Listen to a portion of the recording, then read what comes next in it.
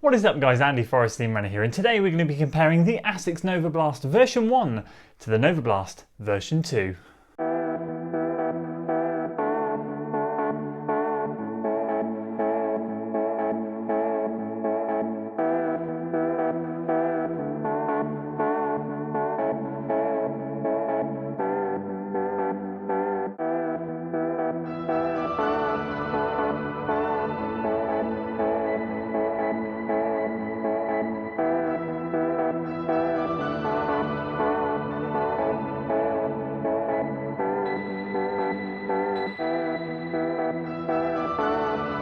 So welcome back to another video, and today I thought we would sit down and take a deeper dive into the world of the Asics NOVABLAST range. The version 2 has just come out here in the UK, and it's exciting because we've seen some positive updates, but what I thought I would do is go through it in a little bit more detail. I hinted at some of the changes during my Asics NOVABLAST version 2 first impressions video, but there's quite a few little bits and pieces that I think need to be highlighted so that you guys can see the evolution of the shoe and hopefully some of the changes for the better. And at the end we can sit down and discuss which one I think maybe you guys should go for. If you're excited for today's video, make sure you give it a like, share it with your friends, subscribe to the channel for weekly running content, and we'll kickstart by going through the NOVABLAST 1. So just before we dive into the comparison of these two shoes, let me just make a quick disclaimer, which I do at the beginning of any comparison video.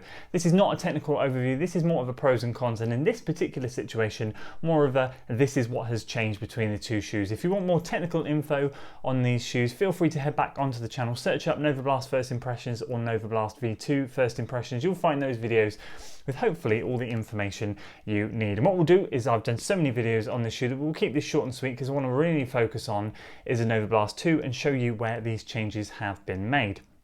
So we had a shoe that came in around 346 grams in my UK size 13, and we'll whiz through from the heel counter all the way down to the toe box, midsole and outsole, and I'll show you, kind of highlight some areas that we'll then revisit in the NOVABLAST 2 as to where things have changed. Heel counter is one thing that's changed. We have quite a relaxed heel counter in the NOVABLAST version 1. A little bit of structure at the base of it, but you can fold a lot of it right over. And again, if you have a quick look around here, bearing in mind this shoe does have over 400 miles in it, we have a relatively, not thin, but a medium plush cushioning around here. This again is something that's changed in version 1.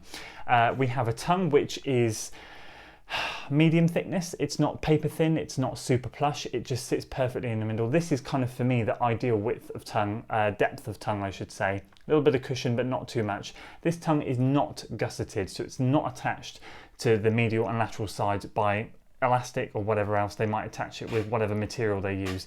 It is just flapping around there. Cheese wire laces, as a lot of you described them as in the NOVABLAST version 1, very thin, quite stretchy. A lot of you struggled to get a good lockdown in it. Thankfully I was okay in mine, but a lot of you guys expressed that these laces were not ideal, and a relatively standard lacing chain. But again, this is something that has changed in version 2.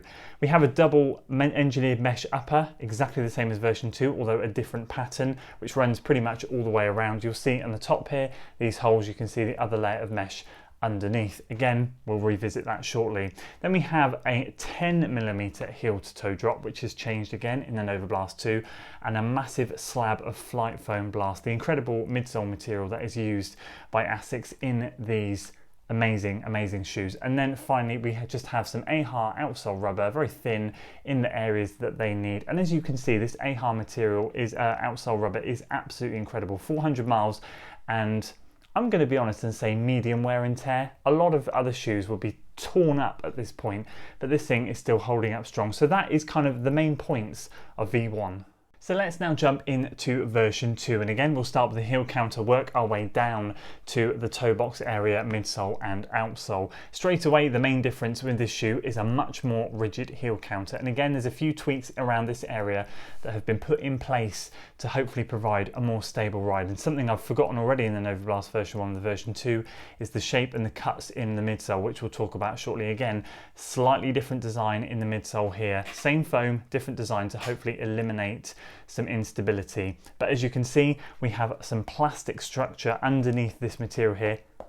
It's a little bit harder, just to provide a little bit more of a secure lockdown, and also provide a bit of stability around the heel. Looking around this cushion here, you can see it is so much more plush than version 1. I know version 1 has a lot of miles in it, but you can see there's a lot more cushioning there. So this for me screams more classic Asics shoes. I used to run a lot of Asics shoes like this, super highly cushioned, massive padded tongue, that sort of thing, just comfort levels through the roof. Performance levels, well, they were never really known much for their performance, but comfort levels, very, very good. And then we come to the tongue. Again, that same width tongue, or depth tongue I should say, that we've just seen in version 1. Lovely, perfect, not too thick, not too thin. So it's not the standard Asics plush tongue that I was used to, but this one is gusseted. So this is attached to the medial and lateral sides, the inside and the outside of the shoe, with some elastic, as I showed in the first impression. So instantly what they've done here with this shoe to combat some of the lockdown issues in version 1 is provide a bit more structure in the heel, a little bit more cushioning in and around here to feel a little bit more comfortable when you slip in, and then that gusseted tongue over the top, so you get a nice wrap across the midfoot. So straight away there's an elimination of sliding around in the heel area and a nice solid lockdown over the top. So that's the first sort of what I would say major change. Well, there's 3 things going on there: the heel counter plastic, the plushness, and the gusseted tongue. They all kind of, for me, combine into one sort of massive change, which I think is a massive change, to be honest with you. In terms of the laces, we have much less stretchy and much better, more standard laces. That's all this thing needs, is just better laces. Although I didn't suffer with lacing issues in the first one, we have some better ones here. So again, I can get that combined as well with all the other stuff, instantly gives a much better lockdown feeling. In terms of the engineered mesh upper, again, double layer, exactly the same as version 1, slightly different pattern, slightly smaller cutouts, but they didn't need to tweak the upper in my opinion. The upper was fine, they haven't done a lot to it, and that is fine by me. The main changes are in this top section here, and that is a winner in my opinion. Then we move on to the midsole. Let me just grab version 1 so you can see, because I didn't highlight this in version 1. So you can see in version 1 we have some much deeper grooves cut in and around the sort of midfoot to the heel area. Now this was again causing a little bit of instability. The softness is insane, but of course what these cutouts are meant to do is kind of help shock absorption. And these are a lot more shallow. There are more cuts, but they're more shallow. So hopefully to stop that heel and midfoot compressing too much and giving you that wobbly feeling, just cutouts enough to kind of give good compression, but they're not too much where you completely sink and then wobble around. So again, that's another positive move from them, I think. For me, again, I didn't suffer with instability, but it was something that again was highlighted by so many people. And we have an 8mm heel to toe drop. So we've got now more cushioning in the forefoot, and now this is all adding up to slightly increased weight in the shoe, 356 grams. So we're only talking 0.9 or 0.10 of a gram, or 10 grams more. It's minimal. I'm not really that worried about it, but you can see how all of these extra details are adding up to a little bit of extra weight. But what this 8mm drop does is provide a bit more cushioning in the forefoot, so you slightly feel less like you're instantly stepping off a curb and going, and you have a bit more cushioning in the forefoot, which I really do enjoy. I've got to be honest with you. I think it's a smart move by Asics. 10mm, I've got no problem with it, and I find 10mm shoes great for returning from recovery. Takes the stress off the Achilles and the calves.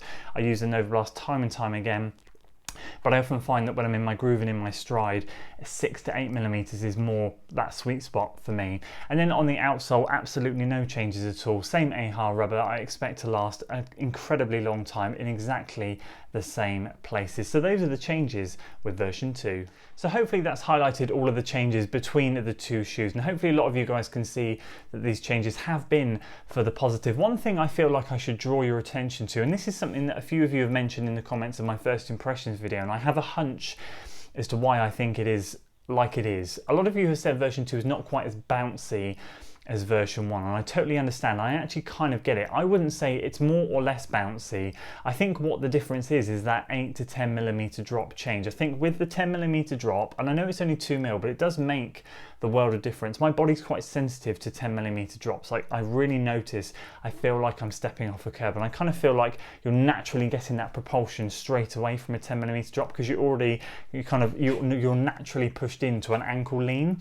And then with that bouncy foam, home, you just kind of end up running like 10, 20, 30 seconds a mile faster because you're just going. I know a lot of you guys experienced exactly the same as me on that, when you always ended up running faster in the Nova Blast than you should have done. Now with this 8mm drop, I kind of feel like that's been taken away slightly, so I don't think it's less bouncy. I feel what they've done is you don't quite feel like you're stepping off a curb so much, and so it feels a little bit more of a controlled ride, but the cushion is still there. I was really trying to dial in on my last run, thinking, yeah, actually, do you know what, the bounce is still there. I just feel like I'm not getting that extra help that I was getting with the Nova Blast version 1, if that makes sense. And I'd love to know if you guys think the same. It's just my hunch. I'm not, you know, I'm not certified to say that. That's just kind of what I feel the main difference is between these two shoes in terms of the ride. Now, I guess overall, if you guys were saying to me, would you get the Nova Blast version 1 or would you get the Nova Blast version 2? Yes, the Nova Blast version 2 has made some really positive changes, and I feel like it's a really great direction that Asics have taken the shoe in.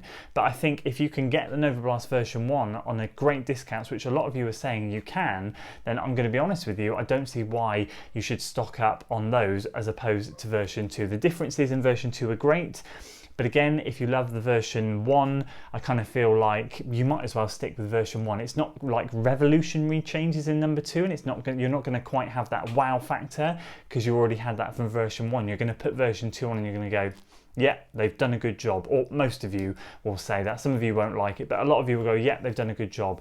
And so if you still want that kind of wow factor from version 1, then stock up on version 1 at the end of the day. Neither of them are bad versions. They're both absolutely fantastic. You get what I'm trying to say? If you can get version 1 on discount, I'd certainly do that. And then when you're ready, get version 2. They're both great shoes. I both love them a lot, and I think they've made some really positive changes with version 2. So those are my thoughts on these two awesome iterations from the Asics lineup. I'd love to know what you guys think in the comments below. Let me know, and let's get that discussion going. If you enjoyed today's video, guys, make sure you give it a like, share it with your friends, subscribe to the channel for weekly running content, and as always, I'll see you in the next one. Until then.